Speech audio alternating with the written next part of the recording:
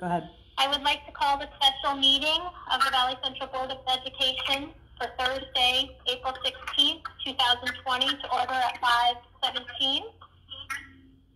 I'm Sarah Messing, President of the Board of Education for Valley Central Schools. Due to the fact that we are in a state of emergency in regards to the coronavirus, our district offices are closed and we are practicing our social distancing. We have decided to hold our special meeting over the phone for the health and safety of our board members and our administration. There will be no public participation this evening. The live audio from this meeting will be streamed on our district Facebook page.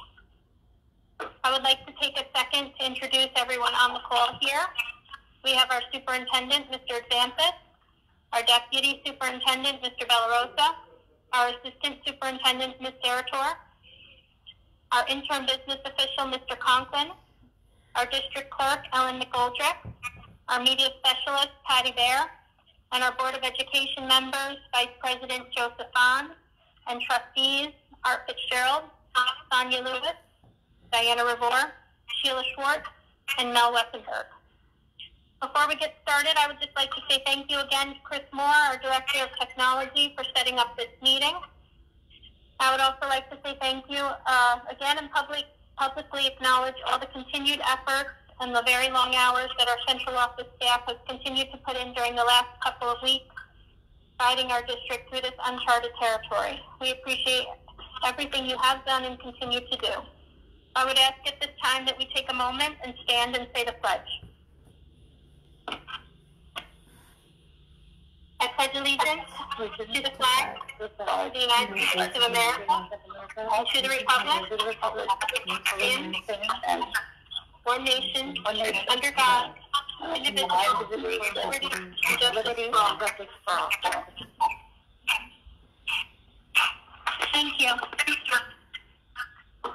Our first item on the agenda is our COVID-19 update. I will pass this along to the central administrators for an update.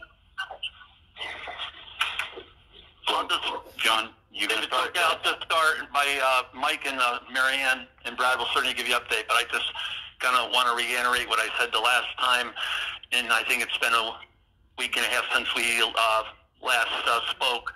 I just want to thank Mike and Marianne and Brad, and it starts with them and all the way down through the administrators and teachers, support people, Ellen certainly, and everybody has a role. I don't want to say names and leave anybody out, but I know you folks on the board should be very proud of the work that they've done for the district, and they do it for themselves because they love this district and they love working here. So I just want to say that the feedback has been tremendous. Mike got the program. He'll speak more about it up and running at Maria, and that's been well received. There's the Y does a great program, and our nurses are there, and we're serving the public cause. So thanks again to all those people, everybody in this school community, and thank you to the board also for your support. We appreciate it. These jobs, you know, they're challenging, but they're a lot more challenging when you know you don't have the board behind you. We feel we have great support, and I want to thank you for that. So thanks. Mike, you're on. Okay, thanks, John. So we got we continue to have to react, and it's funny. It's like it's very hard to do things this way. And, you know, I think everybody kind of needs to understand, like, the way the information is disseminated. So basically what you see on television when the governor gives an update is when everybody involved in education hears the news for the first time, which makes it very difficult because you're reacting to what was just said.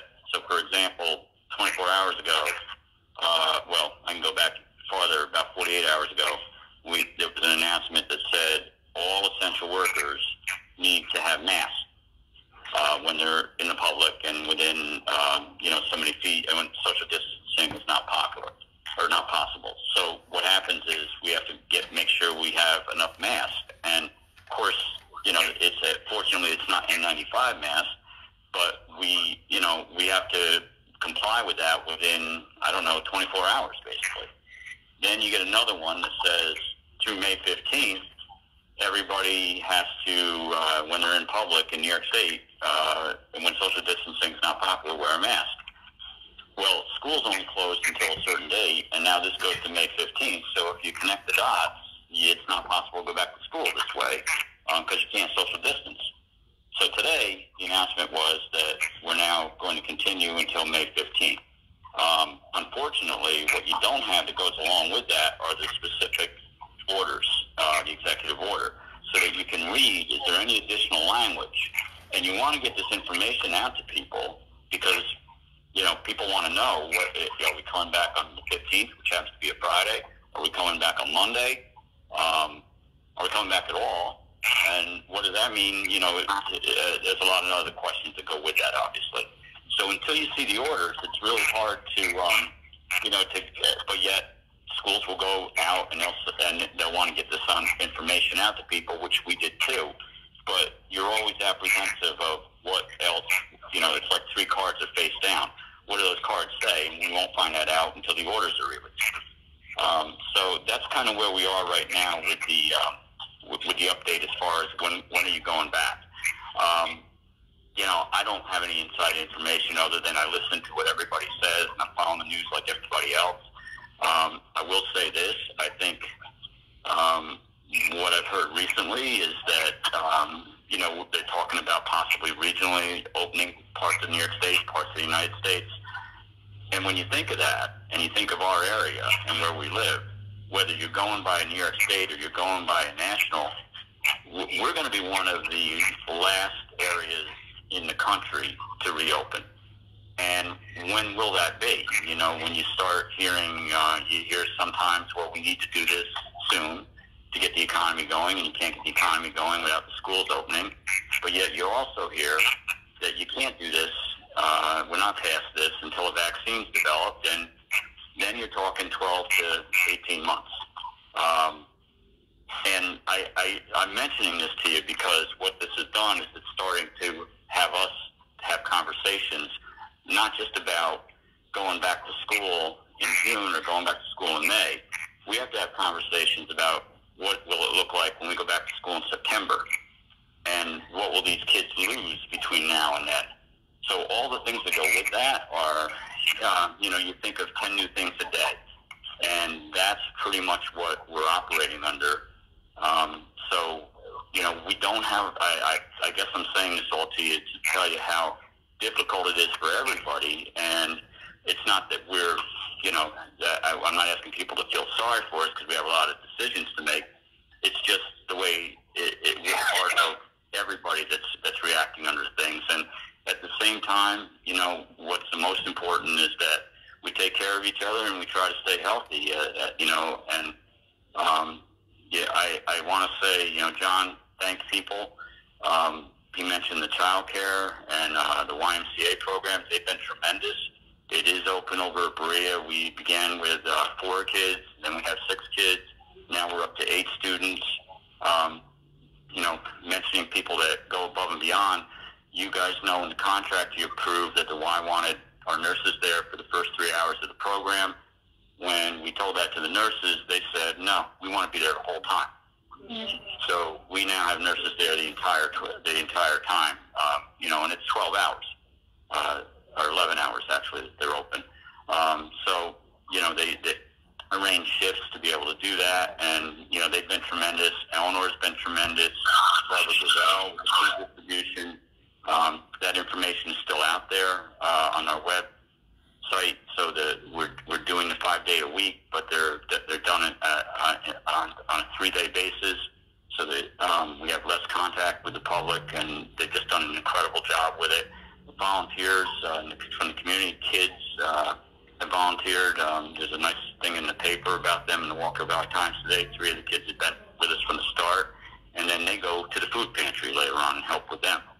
So, you've got all kinds of people doing, everything they possibly can, and awful lot, for people to be proud of. So, that's kind of our update from our end. And I know Mary Ann has some, I'll turn this over to her for instruction, because she just has gotten to a point where this is the biggest piece to this. And we talk to school districts, every superintendent's on a call every day with John, and you listen to what they say on the call and all the questions that they get, and we're just in a really great place. But having said that, I got 2 kids myself, and 4 or 5 hours a day on a Chromebook trying to, second grade and kindergarten, trying to navigate through this is really tough on kids and on parents. And, a lot of questions go with all this. But I want to tell you, Marianne's program that she's worked very closely with the principals and the teachers is second to none. And I know people are very impressed with what we've done, and obviously we'll fix things as we go along and make the best we can of the situation. But Marianne, I'll let you talk about the instruction. Thanks, Mike, and I hope everybody's doing well. Like Mike said, our primary concern is making sure that kids are getting what they need, but that families are not overwhelmed. One of the things we did this week is we met with all of the principals, secondaries, and then the elementaries yesterday to determine, what types of complaints it's getting, reaching out to teachers, what are the main concerns. And the concerns that we are getting mostly are with technology and not really understanding the Google Classroom. But we have been reaching out. We have computer specialists and our computer teachers reaching out to parents. I've gotten a few emails from parents that I've answered myself. But overall, I have to say that the new plan only did start yesterday. But so far, knock on wood, the complaints that have been coming in have been far and few between, and that they're very easy to manage. Today, I met with the 20 or so AIS teachers, our academic intervention service teachers at the elementary level, to determine what they're doing, because we don't want to overwhelm our AIS students with more work, but we do want to make sure that we're fulfilling that mandate and that we're providing those students with things that are fun, but that will give them the extra support they need. So we met with them this morning via Google Hangout, and they seem to be doing a great job trying to provide what those students need. Tomorrow we meet with the ENL teachers, because again, the mandate does say that we need to make sure that we are meeting the needs of all of those groups, including special ed. One of the things we were worried about is that even though we have a lot of electronic books and free resources, that children might not have any books in their hands, especially our students in need. So we worked with Brad, and we worked with a local book company, and we have secured about 600 books, as well as some pencils, crayons, and writing notebooks. And tomorrow, Teresa and I and 2 volunteers are going to meet to package all of those, wearing gloves and making sure everything is wiped down and put into plastic Ziploc bags. And starting next week, we're going to start handing out Ziploc bags containing 2 or 3 books and all those other materials, so that we can ensure that all kids have the ability to read and write over the next several weeks. And I believe that is all I have as an update, but if you have any questions, I'd be happy to answer them.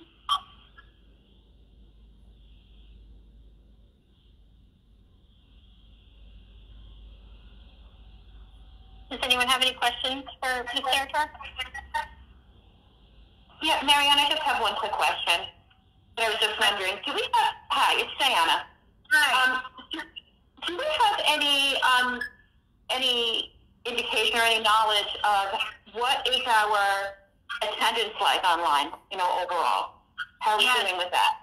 Well, I can't give you that exact number today, but what we are doing right now is that teachers are, for every assignment that they post, they have to record whether it's just in a paper grade book, and they need to indicate whether that student has engaged in the activity. If children are not engaging in any activity, we have the teacher reaching out, and also our support staff, such as our student assistance counselors, to find out. We're not reaching out saying, hurry up and get your work done. We're saying, is there something that's keeping you from doing that? We're going to collect that data, and then I should be able to report back to you at the Monday meeting. The AIS teachers were a little bit all over the place today. Like, we had one teacher who had 95% participation rate, but then we had another teacher who had way less, maybe 25%. So what we're trying to tell the teachers is that the more that you can engage in a personal way, not daily, but maybe like once a week through a Google Hangout, just to do like a more personal approach to it, the more the kids are engaging. So I will be able to give you that data probably by the Monday meeting to tell you a little bit about how what the engagement numbers are. Thank you.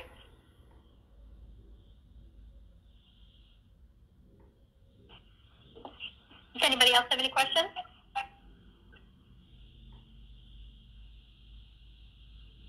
Thank you, Marianne. You're welcome.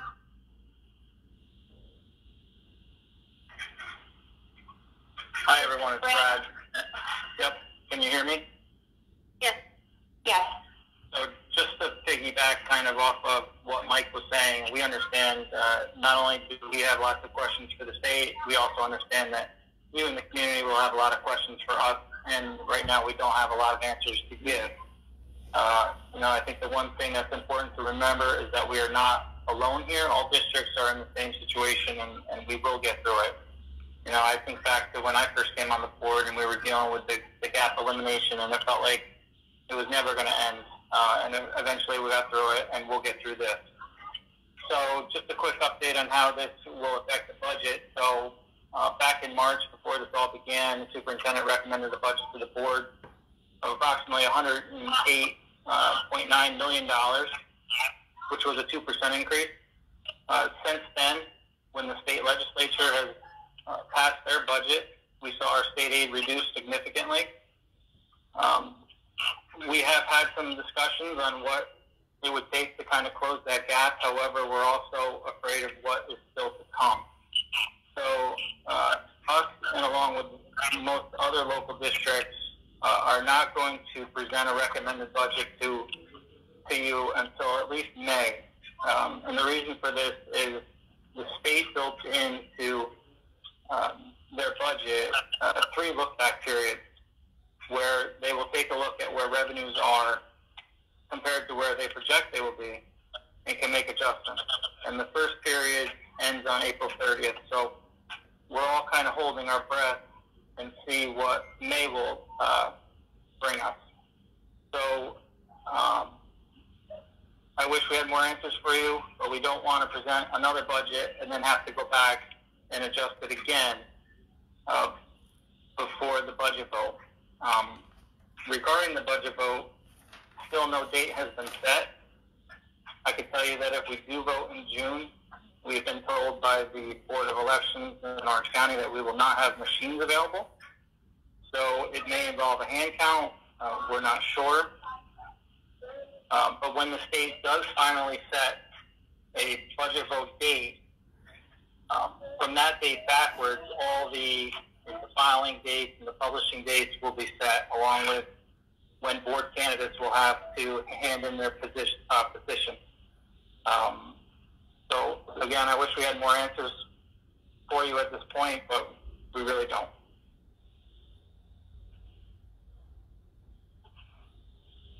Anybody have any questions for Brad? Hi, this is Sonia. I just wanted to ask Brad, so then the date that the district has to submit a budget has been pushed back or pushed forward, whatever you want to say, like? Yes, everything will be based on when the state decides that the vote will be.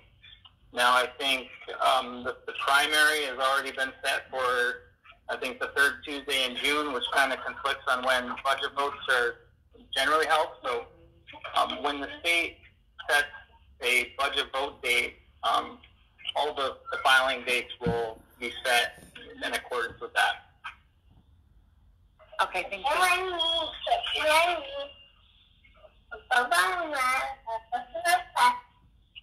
Does anybody else have any questions?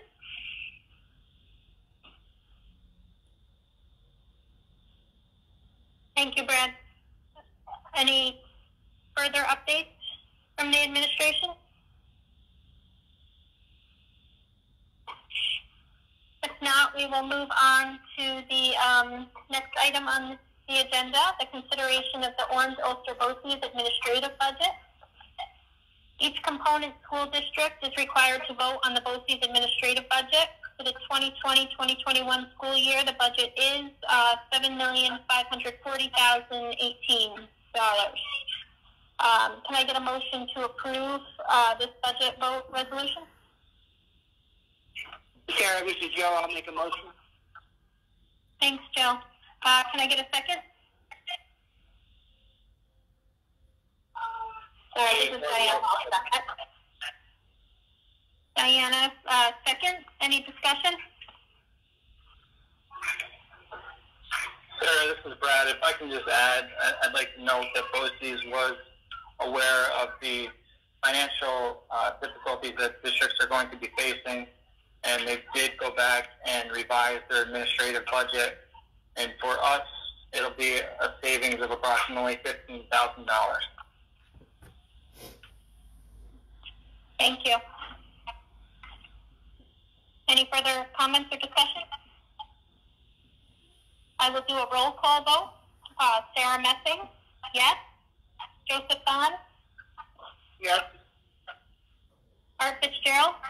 Yes. Sonia Lewis? Yes. Sheila Schwartz? Yes.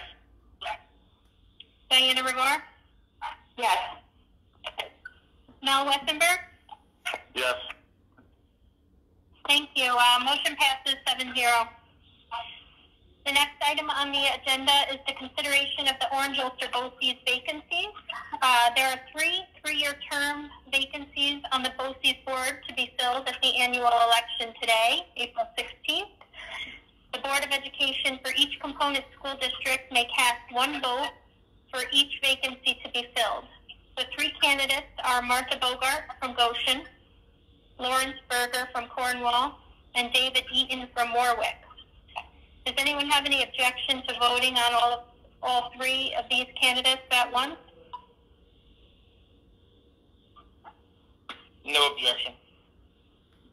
Hearing none, can I get a motion to cast one vote for each of the three candidates just referenced? This is Art, so moved. Thanks, Art. Can I get a second?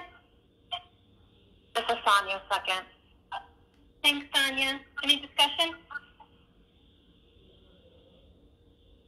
Hearing none, I will do a roll call vote. Sarah Messing, yes. Joseph Bond? Yes. Art Fitzgerald? Yes. Sonia Lewis?